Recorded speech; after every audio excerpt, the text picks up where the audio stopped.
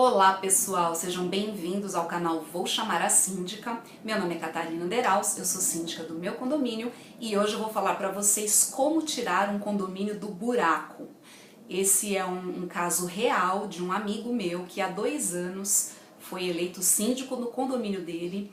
Ele já havia sido conselheiro do prédio e viu que as coisas não estavam nada bem, que o síndico na ocasião era bastante relapso, não tinha uma contabilidade muito bem feita, a parte de administração de condomínios era muito precária e ele acabou virando síndico por unanimidade das pessoas que estavam presentes na assembleia. Ele já era conselheiro, né? E aí o pessoal falou, olha, eu acho que quem tem que ser o próximo síndico é você. Aí ele contou com o apoio de outras pessoas do conselho, uma pessoa entrou como subsíndica para dar um apoio maior para algumas atividades que ele não daria conta de fazer, porque ele também trabalha fora, né? Então ele está acumulando a vida profissional e a vida de síndico. E aí algumas semanas atrás ele me contou, Kate, completei 2 anos, completei meu mandato de 2 anos de síndico e fui reeleito por mais um mandato. E aí a gente estava conversando e ele me contou assim alguns detalhes sobre como ele fez essa gestão durante 2 anos e conseguiu tirar o prédio literalmente do buraco. Ele pegou com o seguinte cenário: o condomínio estava devendo 30 mil reais, estava no negativo na conta do banco em 30 mil reais. Inadimplência estava estourando, estava em 450 mil reais. O condomínio estava com dívidas no INSS, é um condomínio que tem funcionários próprios e não estavam pagando o INSS desses funcionários. Então a dívida estava gigantesca, dívida com fornecedores, contas atrasadas, obrigações, certificados, enfim, uma série de coisas que estavam aí pendentes. Então, gente, ele pegou aquela bucha, né? E aí, dessa história dele, temos algumas lições para você que é síndico, que se encontra numa situação parecida, ou você que é morador e está vendo o seu condomínio ruir e precisa e quer fazer alguma coisa pelo seu prédio, ou para você que mora em condomínio, esse daqui é um caso bastante emblemático que pode também te trazer aí algumas informações muito bacanas para você ficar de olho se as coisas no seu condomínio estão sendo feitas corretamente. Então vamos à primeira lição que nós tiramos deste prédio. Eles não faziam uma prestação de contas adequada. Por quê? Porque eles não tinham uma administradora de condomínio. Quem fazia toda essa parte de pagamentos, folha de pagamento, contratos e pagamentos para os fornecedores e tudo mais, era um escritório de contabilidade, simplesmente. E não estou criticando o escritório de contabilidade, só que a administração de um condomínio ela é muito mais do que fazer uma folha de pagamento e contas a pagar. Não é só isso, não é só emitir um balancete, existem uma série de atribuições. Já fizeram aí as contas, parece que há mais de 200 itens que são feitos para os condomínios, né, de obrigações, atividades, tarefas. Então não é uma coisinha que você pega uma planilha, que você emite lá mensalmente a folha de pagamento dos funcionários, paga algumas contas, conta de luz, água e tal. Não é só isso, tem muita coisa envolvida, tá? Só quem é síndico sabe. E às vezes a pessoa entra no cargo sem saber quanta coisa tem, e tem muita coisa, gente. Então, não adianta ser simplesmente um escritório de contabilidade para processar folha de pagamento, para pagar boleto. Não é só isso, ou emitir os boletos, né? Não é só isso. É muito mais do que isso. Então a primeira providência que ele tomou foi contratar uma administradora de condomínios experiente, com reputação no mercado, que tem o selo PROAD. Se vocês não conhecem, vão atrás, verifiquem se a sua administradora tem esse selo de qualidade. Tá? É um programa super bacana que para as administradoras fazerem parte, terem esse selo, elas têm que cumprir uma série de requisitos, tá? Então, primeira coisa que ele fez, contratou uma boa administradora. E aí essa administradora começou o trabalho junto com ele. E aí, gente, começaram a descobrir um monte de coisas. E aí vamos para a segunda coisa que ele fez. cobrança de inadimplentes. Quando ele descobriu que o buraco era mais fundo, R$ 450 mil de 5 unidades que estavam inadimplentes, uma delas há mais de 10 anos. Imagine só, 10 anos sem pagar a cota mensal de condomínio. Foi um valor assim absurdo, só dessa unidade. E não tinha cobrança, eles não tinham um advogado, um escritório de advocacia que fosse fazer a cobrança dessas unidades. Então o que acontecia? A pessoa simplesmente tinha outras contas que ela dava prioridade para pagar e deixava de pagar o condomínio. Afinal, nunca ninguém foi lá bater na porta dela, nunca ninguém emitiu uma segunda via, nunca recebeu um telefonema para cobrar. Então a pessoa folgada, descompromissada, mau caráter, por que não? Porque tem muita gente que é mau caráter, não pagou. E aí a dívida foi acumulando, né?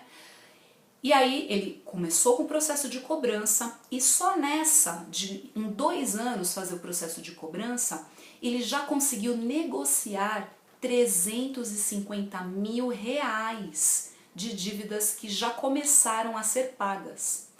Uma das unidades foi a leilão e o imóvel já foi leiloado e ele aguarda a liberação do dinheiro aí por parte dos órgãos responsáveis, porque leiloar não significa que no dia seguinte o dinheiro entra na conta, tem todo um processo burocrático por trás, mas o dinheiro já está praticamente aí quase caindo na conta dele.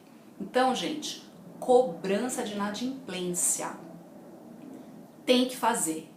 A pessoa atrasou, se você não tem um sistema, pede para a administradora fazer um sistema automatizado de cobrança, tem que ser cobrança ativa. Não espera o endividado vir atrás de você, porque ele não vai vir, tá? Ou vai demorar muito para vir. Ele vai ver, ninguém tá me cobrando, vai deixar para lá. Ele vai pagar aquilo que tá batendo lá na porta dele ou aquilo que pode realmente ameaçar a vida dele. Agora, quando você vai lá e ameaça, se você não pagar, você pode correr o risco de perder o seu imóvel, aí a coisa muda de figura. E tem muito condomínio que comete esse erro de não fazer a cobrança ativa. Então existem diversas modalidades de cobrança. A mais básica é você ter um escritório de advocacia que vai fazer isso por você. Não resolva você, síndico, bater na porta do seu vizinho e cobrar dele, tá? Isso não é legal, é uma experiência que eu não recomendo pra ninguém, porque acaba ferindo também os relacionamentos, você vai encontrar com essa pessoa toda hora. Melhor você terceirizar e deixar isso nas mãos de uma pessoa experiente, tá? Então, gente, a cobrança ativa da inadimplência pode ajudá-lo e muito, tá, a tirar o seu condomínio do buraco. No caso do meu amigo, vai entrar aí, já está entrando R$ 350 mil e o restante tá enrolando, tá rolando o processo. Terceira coisa, são as obrigações trabalhistas. Então, para você que tem funcionários próprios, para você que tem terceirização no seu condomínio, você tem que estar de olho aberto se tudo relacionado aos funcionários está sendo pago. Mas aqui é terceirizado. Você é solidário, tá? Condomínio que contrata pode responder como solidário se a empresa que fornece essa mão de obra não estiver cumprindo com as suas obrigações. Então, INSS tem que recolher FGTS, enfim, tem uma infinidade de coisas que precisam ser respeitadas. E no caso desse condomínio do meu amigo, eles estavam com uma dívida de mais de R$ 200 mil com o INSS. Gente, vocês têm noção do que é isso? Praticamente o que ele vai receber aí de quem não pagava, ele vai ter que pagar para o governo, porque não estavam pagando. Emitiam os boletos e para fazer o recolhimento e não pagavam. Então foi uma situação horrorosa, mas ele conseguiu negociar a dívida, parcelou em mais de 100 vezes, né? Porque essa negociação é super bacana porque acaba diluindo a dívida em parcelas menores e eles estão conseguindo colocar o condomínio em ordem nessa parte trabalhista. Outra coisa, não tinha AVCB. Pior do que não ter AVCB, eles não faziam nem mesmo a manutenção dos extintores, que é obrigado a fazer todo ano. Tem que ter recarga de extintor, gente. Então, fica de olho nisso, tá? Para você conseguir ter o AVCB, pelo menos você tem que fazer a recarga de extintor, dos extintores do seu prédio. né, fazer brigada de incêndio, enfim, tem uma série de certificados, eu já fiz vídeo sobre isso, né, sobre o AVCB, sobre a brigada, depois eu vou deixar o link para vocês, para quem quiser assistir. Então, ele agora partiu para uma outra parte, que são essas outras obrigações. Limpeza de caixa d'água não era feita. Gente, a água que você bebe, que você toma água, que você dá pro seu filhinho, pro seu cachorro, não tinha limpeza de caixa d'água. E tem que ser feita 2 vezes por ano, junto com outros serviços obrigatórios, por exemplo, dedetização, desratização, né? São coisas que são básico de uma administração de condomínios. Por isso que lá no começo do vídeo eu falei, não basta ser um escritório de contabilidade para pagar boleto. Tem uma série de obrigações como essas que eu estou citando aqui para vocês, que se você não tem isso organizado, planejado, planilhado, um cronograma de ações, você não dá conta, porque é muita coisa, é um volume enorme. Então, tem mais colocar em ordem essas obrigações. Uma outra coisa que ele precisou tomar providências recentemente também foi o sistema de para-raios, que também estava com irregularidades. Esse é um outro sistema que somos obrigados, o condomínio é obrigado a emitir também anualmente o status de como está o para-raio do prédio, tá? Então, gente, esse daqui são algumas dicas que eu passei para vocês com base nesse case desse meu amigo, que tá de parabéns, porque ele conseguiu colocar a casa em ordem. Com tudo isso, com todas essas ações que ele fez, ele conseguiu sair do negativo de 30 mil reais para uma conta positiva em 70 mil reais. Cobrança de inadimplência tá ali, cumprindo direitinho, tá? Não tem mais nenhum condômino que fica sem pagar e que não recebe pelo menos um boleto com a segunda via, né? Isso está sendo feito e foi essencial para que ele conseguisse colocar o condomínio em ordem. E assim, não é porque em 2 anos ele conseguiu sair do negativo e ir para 70 mil positivo que a coisa está toda resolvida. Não, ele ainda tem muita coisa para fazer. Só que daí agora ele está com um respiro financeiro para ele conseguir pensar nessas outras obras que são necessárias, essas outras adequações que ele precisava de bala na agulha para conseguir fazer.